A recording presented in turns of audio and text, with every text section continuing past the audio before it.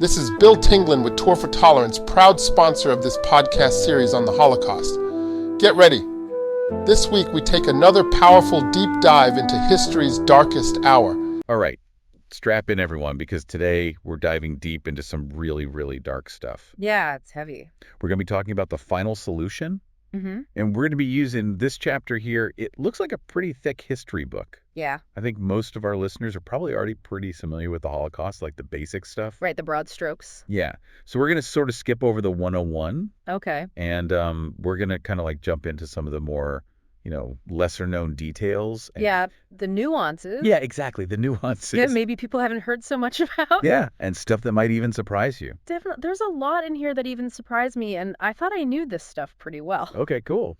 So, yeah, we're going to really unpack, how this genocide was conceived, orchestrated, and carried out. Oh. We'll use the insights from this chapter here. Yeah. And even some of the language that they use in the source material is really disturbing. Oh, really? Yeah, it's pretty chilling. Oh, interesting.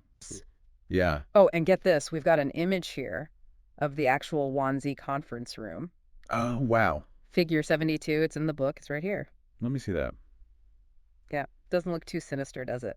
Huh. Just I don't know, just some guys in suits sitting around a table. Yeah. It's almost like, I know, it's weird, right? yeah, unnervingly mundane. Yeah. It's wild. And that's where it gets really interesting, because the book, the source here, points out that representatives from all these different branches of the German government were there. Oh, wow. Like the Foreign Office, Justice, Interior, State Ministries, you name it, they were there. Wow. So this wasn't just some rogue SS operation. It was really chillingly woven into the fabric of the German bureaucracy. Like a system. Yeah. Wow. So we're talking about a systematized evil here, not just a handful of fanatics. Okay. So then did the sources mention anything about the mindset of these high-ranking officials? Yeah. Were they all true believers in this stuff? Right. Or were some of them just kind of going along with it? Mm-hmm. Yeah, that's a question that historians have been grappling with for decades. Yeah. Some were definitely zealous ideologues. Right. But for others, it might have been more a combination of careerism or just conformity, or even a warped sense of duty. Okay, that's interesting. I mean, that makes sense. Yeah. Yeah. I mean, it's hard to imagine being in that position. Totally, yeah. But yeah, it's a complex question. Well, speaking of key players, two names that always send shivers down my spine are Heinrich Himmler and Adolf Eichmann. Oh, yeah. Our source highlights them as central figures in the final solution. Right. I mean, Himmler, the head of the SS, he was the mastermind, the architect of this whole horrific plan. And Eichmann was more hands-on? Well, that's what's so disturbing about Eichmann. Okay. He wasn't out there directly killing people. Right. He was more the manager, Okay. He focused on all the cold, hard details of transportation and extermination. It's the banality of evil, but on steroids? Exactly. He turns mass murder into this twisted business operation. It's so creepy. Yeah, and that's actually reflected in the language that the Nazis used. Oh, really? Which the source material actually analyzes this in some depth. Okay. But terms like final solution and special treatment, right, they were chosen very deliberately to kind of mask the true horror of what they were doing. It's euphemisms. Exactly. Wow. Yeah, it's really chilling. And they call the camps factories of death, too. Yes. It's just so, chillingly dehumanizing. It is. It reduces human beings to just, products in this horrific industrial process. It's awful. And it further detaches the perpetrators from the moral weight of their actions. Yeah, I see that. Yeah. Okay, so let's unpack, the actual methods they use to carry out this whole, industrial process. Okay. The source mentions gas chambers, mobile killing squads, right, the Einsatzgruppen, and then forced labor. Mm-hmm. Was there, any kind of debate or disagreement among the Nazis? Oh, yeah. About, which method was most, quote-unquote, effective? Believe it or not, there were definitely discussions. Oh, wow. And even rivalries. Really? Between different factions within the Nazi regime. Huh. For example, the Einsatzgruppen were initially favored because they were seen as more mobile and adaptable, Right. But as the scale of the killing escalated, The death camps with their gas chambers became the more efficient option. Yeah. So, and our source includes this really stark image of the crematoriums. That's Figure 74. It's haunting. Just a reminder of their attempts to literally erase the evidence of their crimes. But of course, you can't erase the historical record. No. And I mean, the sheer scale of the operation makes it impossible to ignore. Totally, yeah. I mean, the source points out that Operation Reinhard, which was a pilot program focused on Polish Jews, it was specifically designed to test and refine their methods of mass murder. A pilot program for genocide? Yeah. That's just, I don't even know. Unfathomable. It's really hard to wrap your head around. Which camps were part of this pilot program? Well, camps like Treblinka, Sobibor, and Belzec. Okay. They basically became the testing grounds for the industrialized killing that would later define Auschwitz. Okay, so speaking of Auschwitz, I mean, our source dedicates a significant portion to it. Oh, yeah, it's infamous. Yeah. And understandably so. I mean, Auschwitz has become a symbol of the Holocaust. Right. The place where an estimated 1.1 million people were murdered. It's hard to even grasp the scale of the atrocity that took place there. Yeah. But, it's important to remember that it wasn't an isolated incident. Right. There were tons of other camps. Exactly. And each one had its own story of horror and suffering. Yeah, and I think that's what we really want to get at today. Yeah. It's in those individual stories, those glimpses into the human cost of this genocide, that's where the real impact hits home. You're absolutely right. Yeah. It's those individual stories that really bring it to life. So let's delve into some of those individual stories then. These, fragments of lives that were just shattered by this horrific machine. Right. The source mentions Anne Frank. Oh, yeah. Whose diary offers such a heartbreaking glimpse into the fear and desperation of, those in hiding. Her story resonates so deeply, I think. I know, it's so sad. Because it allows us to connect with the victims on a personal level. Yeah. You see her hopes, her dreams, her simple longing for a normal life. And it makes the tragedy of her fate all the more real. Yeah. And it's not just her story. Right. The source also highlights Jan Karski. Oh, yes. A Polish resistance fighter who witnessed the horrors firsthand and risked his life to inform the Allied powers. What a brave man. Oh, and Figure 76, his image in the source really captures his determination. You can just feel it. He had such a strong sense of purpose. Yeah, what drove him to take such incredible risks, I think it was a combination of courage, compassion, and just a deep sense of moral responsibility. He couldn't just stand by and watch as innocent people were being slaughtered. Right. He had to do something, anything, to try and stop it. His story just makes you wonder how many others tried to raise the alarm. Yeah. Only to be ignored or disbelieved. It's a sobering thought. Yeah, it's really sad. And it leads us to another uncomfortable truth that the source touches on, which is the role of bystanders. Not everyone was a perpetrator. Right. But a lot of people in occupied countries were aware of what was happening. Yeah. And did very little to intervene. That's a tough one to grapple with. It is. What does the source say about the reasons for this, widespread inaction? Well, it points to a few factors. Okay. I mean, fear of reprisals, for sure. Yeah, totally. A sense of helplessness. Right. And perhaps even a degree of apathy or indifference. God, it's heavy. Yeah, it's a complex issue. Yeah. And it raises some difficult questions about human nature and the dynamics of power. So, it's a reminder that the Holocaust wasn't just about the perpetrators, but it was also about the choices made or not made. Exactly. By those who stood by and watched. Exactly. It's a lot to think about. It is. It really is. And it leads us to another important question that the source prompts us to consider. Okay. Which is how do we define responsibility in the face of such overwhelming evil? Where does individual accountability begin and end? That's a big question. It's a huge question. And I think that's something that we need to keep in mind. Definitely. As we continue to delve deeper into this, chilling chapter of history. Absolutely. So, yeah, there's a lot to unpack here. Yeah, we've got a lot more to talk about. And I'm sure our listeners are already, totally engrossed.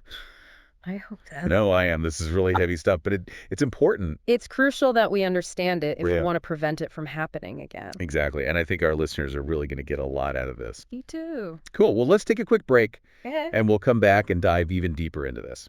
Sounds good. It's a question that really stays with you, doesn't it? Yeah. How could so many people, seemingly ordinary people, right, become complicit in such unimaginable cruelty. It's really hard to wrap your head around, yeah. It is. But that's why I think it's so important to also look at Okay. those individual stories, those, like glimmers of humanity that shine through, even in the darkest corners of this history. Absolutely, you're right. Yeah. And speaking of those glimmers, the source highlights a really remarkable story. Okay.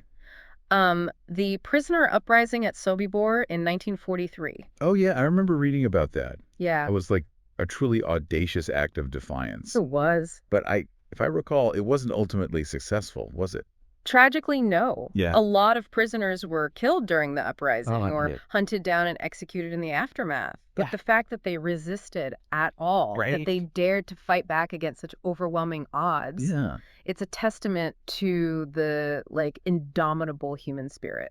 It's a powerful reminder that even in the face of, unimaginable horror, there's still hope and the will to resist. Yeah, absolutely. And it wasn't just acts of physical resistance, right? Right. That offered these glimmers of hope. Yeah. The Force also talks about the righteous among the nations. Oh, yeah. These individuals who risk their own lives to help Jews escape persecution. These were ordinary people who, in defiance of the prevailing ideology and at great personal risk, they chose to see their fellow human beings as deserving of compassion and protection. Wow.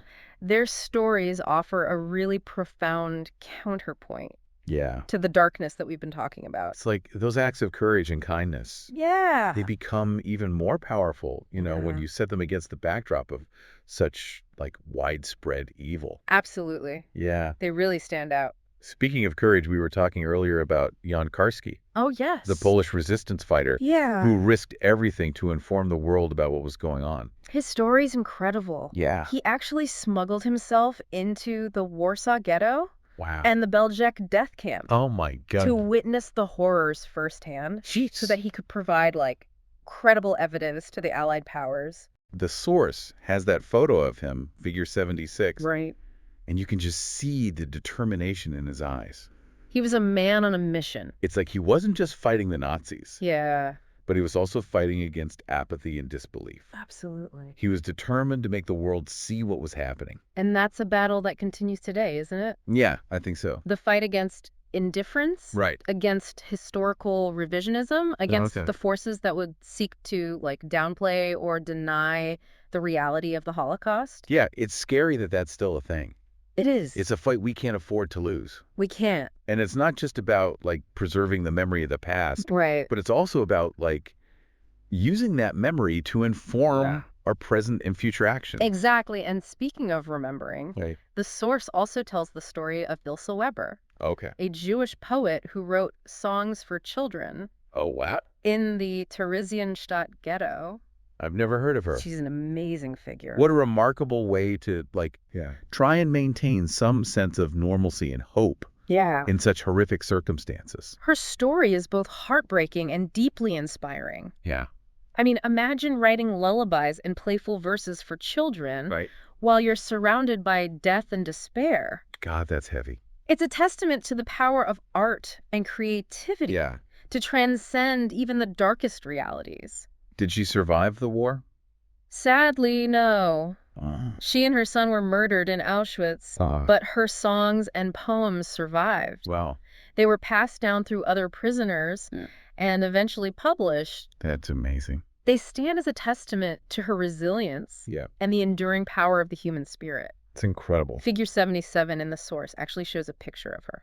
Oh, wow. You can just see the kindness and gentle strength in her face. It's stories like hers, these individual acts of courage, compassion, and creative resistance that really help to restore our faith in humanity. Even after confronting, the depths of human depravity. They remind us that even in the darkest of times, light can still exist. Totally. And it's our responsibility to keep those lights shining, to honor the memory of those who are lost, and to learn from the mistakes of the past so that we can build a better future. Okay, so we've gone into the horrifying details of the final solution, the chilling mechanics of genocide, and the roles of both perpetrators and bystanders.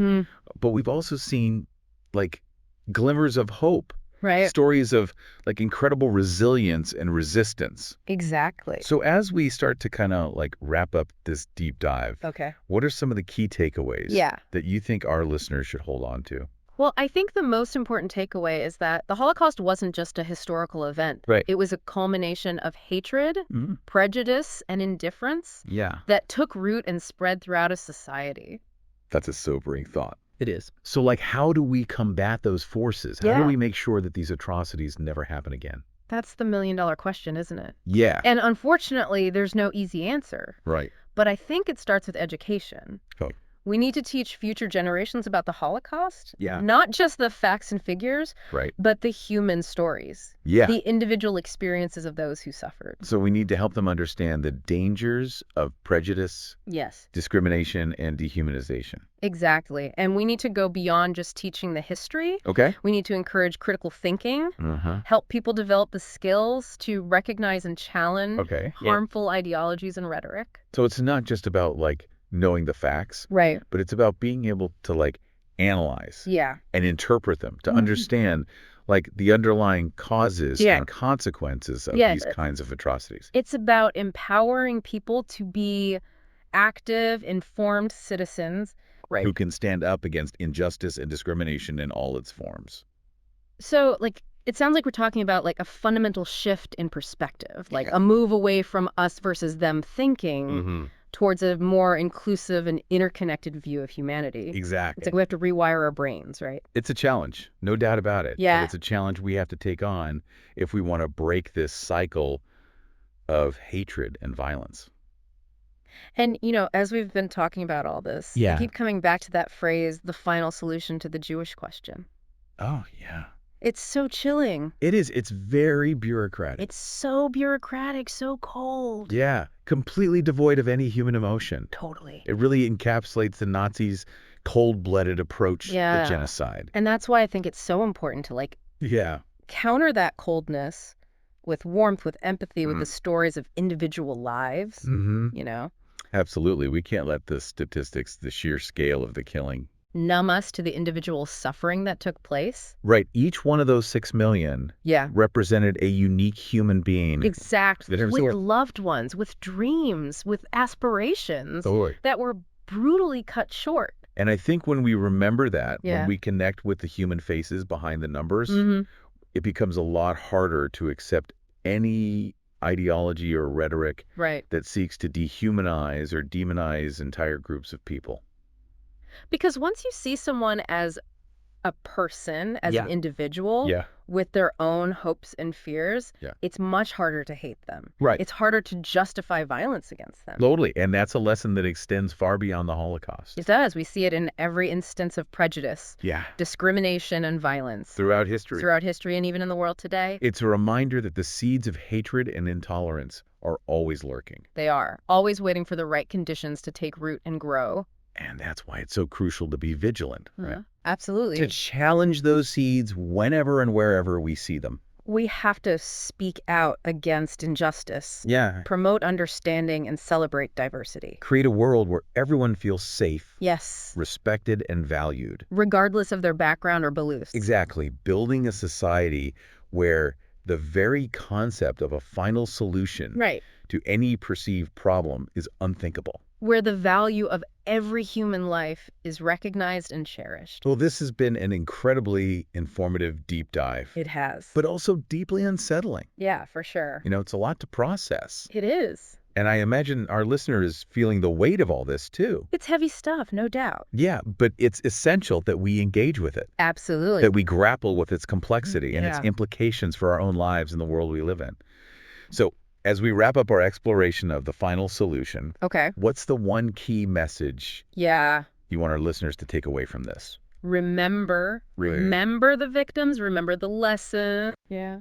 And remember that we all have a responsibility to ensure that such horrors never happen again. Powerful words. Thank you. And to our listeners, if you're feeling overwhelmed or even a bit hopeless after this deep dive, it's understandable. Just remember that there's also hope to be found in the stories of resistance, resilience, and compassion. Absolutely. That we've discussed today. Don't forget those. And remember that you're not alone in this. You're not. There are countless individuals and organizations out there working tirelessly to combat hate. Yes. Promote understanding. And build a more just and compassionate world. And if you're looking for resources or ways to get involved, we highly recommend checking out the United States Holocaust Memorial Museum. Great resource. And the Yad Vashem World Holocaust Remembrance Center. Yes, those are both excellent. They offer a wealth of information and resources for anyone who wants to learn more. And take action. Yeah, exactly. Learning about the Holocaust is a lifelong journey. It's a process of confronting difficult truths and grappling with complex questions. It's a journey worth taking. Absolutely. Because it ultimately leads us toward a deeper understanding of ourselves and our shared humanity. Beautifully said. Well, thank you for joining us on this, heavy but hopefully illuminating deep dive. It was my pleasure. Until next time, stay curious, stay informed, and stay engaged.